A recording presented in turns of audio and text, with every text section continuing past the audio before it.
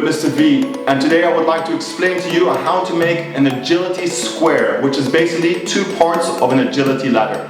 Very simple, with just a bit of tape and a floor. Let's get to it.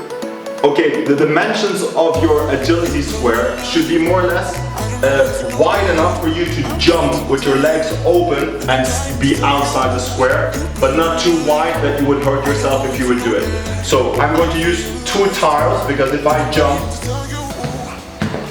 I can jump with my legs open and still be here. So this is the width. Then for the length, I'm going to make it 2 feet. So 1 until here, 2. So I'm going to do it halfway through this tile. Okay? So let me quickly do that.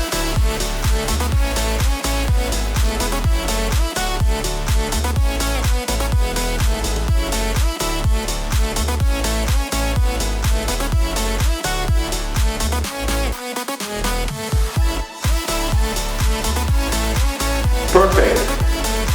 Well, there you have it, a very simple and easy way of making an agility square or an agility ladder. If you would like to check out ways of actually using it, you can click on my link here, and I hope to see you in my next videos. Take care, bye.